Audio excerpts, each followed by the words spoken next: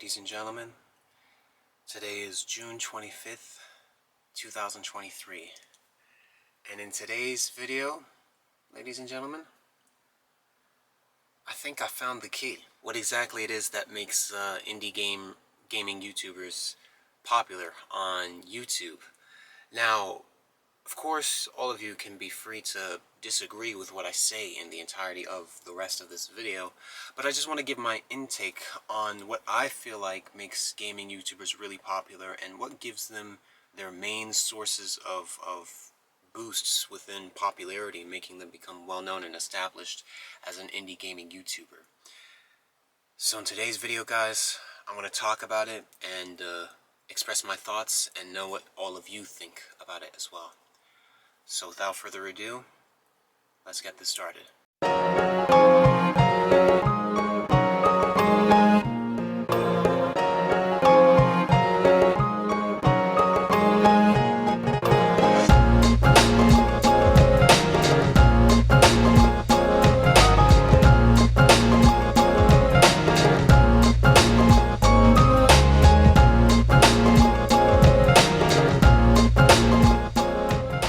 Now I know when I start this video, guys, I know that all of you will already have your own answers when it comes to a topic like this on what makes indie gaming YouTubers popular.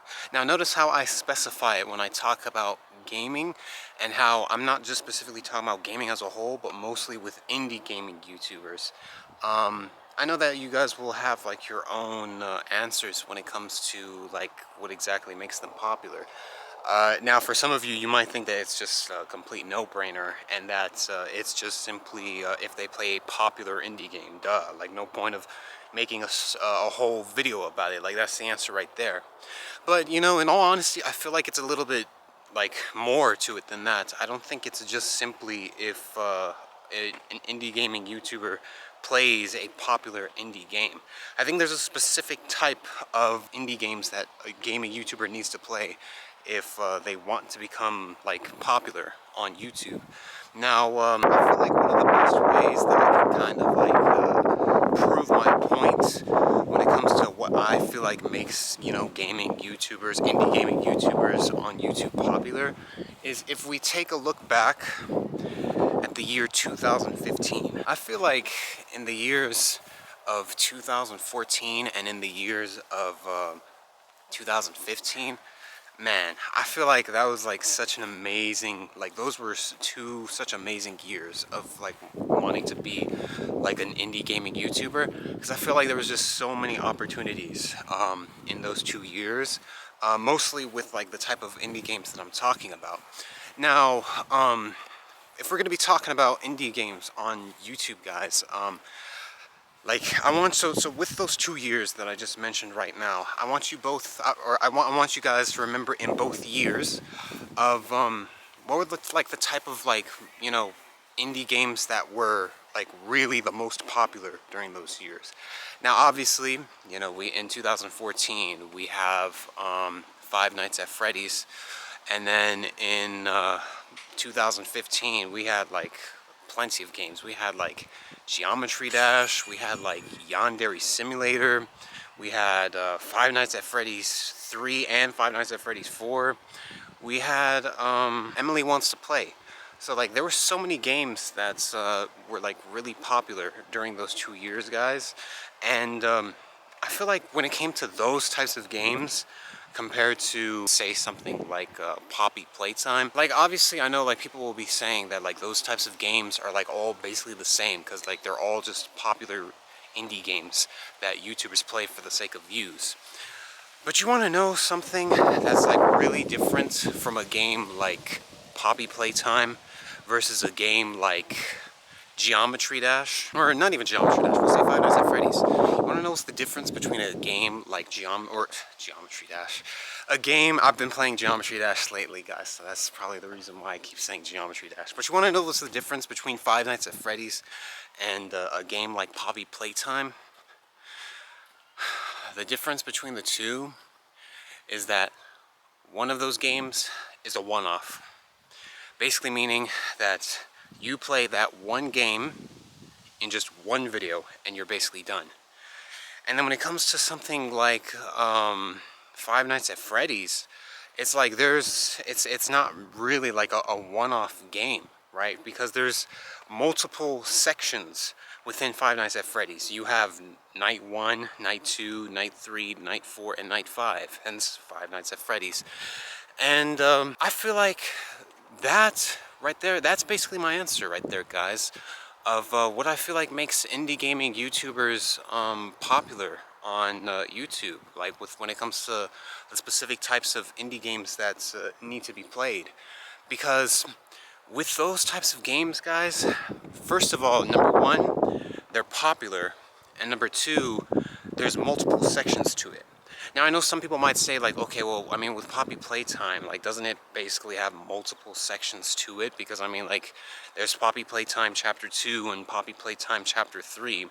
And it's like, it's not, because the difference between something like that and Five Nights at Freddy's is that, like, yeah, when you think of it like that, like, yeah, it's technically multiple sections, but it's multiple games, right? It's not one single game with multiple sections within it, right? At that point, you know, chapter 1, chapter 2, chapter 3, that's multiple games making it having multiple sections, quote unquote. But Five Nights at Freddy's, it's still just one game with multiple sections within it. And I feel like when indie gaming YouTubers play popular indie games like that, I feel like those are the best opportunities that an indie gaming YouTuber can possibly have. So, I mean, let's take something that we could, you know, that us indie gaming YouTubers could play right now. Night of the Consumers. Literally within this year, guys, I think my video on Night of the Consumers has literally been the most viewed, gaming video on my channel so far within this year. And it's basically like that, because Night of the Consumers now, it's no longer becoming a one-off. It's now having multiple sections within just that one singular game. We already got night 1, and right now, the developer, I think their name is Germ Food. They've been working on night 2 lately. So we're gonna get night 2, and then eventually night 3, night 4, and night 5. So it's going to be, and also on top of that, it's popular, right? So I think those are the two things that matters, guys, when it comes to indie gaming YouTubers that play indie games. Number one, it has to be popular, right? Because you can have like a game that has like where it's like one game with multiple sections within it, where you can make multiple videos on the same one game. But if it's not popular, like, it's completely pointless. It's useless, because nobody cares about the game. There's like, YouTube is not going to find a way to put it into the algorithm where a bunch of people are going to like find your video, because nobody has any interest in it, right? So it has to, number one, it has to be popular, and number two, it has to have multiple sections within it. Not multiple games, but multiple sections within one game. And I feel like when gaming YouTubers capitalize on games like that, I mean, hell, even if we weren't going to talk about indie games on YouTube, and we were going to talk about like other games on YouTube, take something like Minecraft, for example, or take something like Fortnite. What happens when, like, those, number one, those games are popular, and number two, those are games, so basically it's like you have to find a game where you can be able to milk it as much as possible.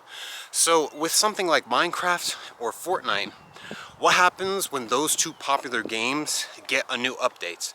Right, because those games are basically updating themselves all the time, so the game is always like refreshed in a way. It's always refreshing to see YouTubers, well, I mean, maybe not all the time, because sometimes YouTubers will just probably like do the exact same thing over and over and over again, but somehow they get away with it. But what happens is that, like, they are able to still continue, they can still find ways to continuously upload videos on that game, because there's always more and more to it, and because it's popular, people actually care about seeing YouTubers playing that game. I mean, that's literally how some of these, like, some of the most popular streamers became big on Twitch or became big on YouTube. Like, imagine if somebody like Ninja had only played Fortnite in one stream, and that was it. Like, he was a complete god at it and everything, but he only played Fortnite once and only did it in one stream. he would have never gotten popular from it. He had to like stream it for several years. These Fortnite streamers, oh my goodness, they are the biggest like cow milkers ever, because they were able to play the same one game for so many years, because Fortnite kept updating itself with new seasons, new updates, new maps, new guns, new everything. So they were able to milk that one game as much as possible. Indie gaming YouTubers need to do the same thing. That's why I'm saying in 2014, 2015, it was such a good year for gaming YouTubers, because with something like Five Nights at Freddy's, first of all, each and every single one of those Five Nights at Freddy's, each and every single one of them individually already have like multiple sections within them. So when you have multiple games with multiple sections within them, that's too much opportunity. That is way too much opportunity right there. Now, here's the thing. I do think there can be exceptions. I don't think that is the only way that indie gaming YouTubers can become popular. I think they can play one-off games where it's like a singular game that doesn't have multiple sections within it. You just play it within one video and that's it, done.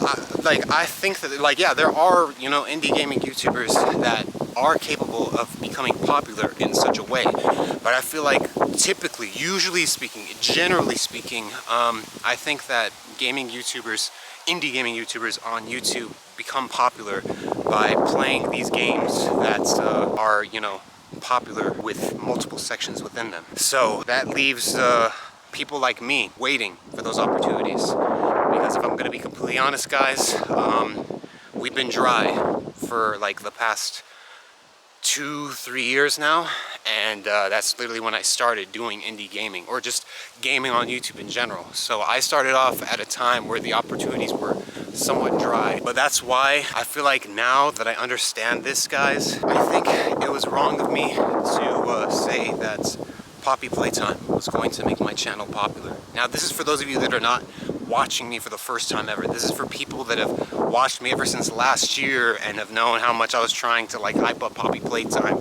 as like the game that I thought would make me very popular. Chapter 2 specifically speaking. But when I played it, it never got me any sort of breakthrough. So now, I think I was wrong to say that Poppy Playtime Chapter 2 was going to be the one that would basically like change my life and give me the breakthrough that I needed.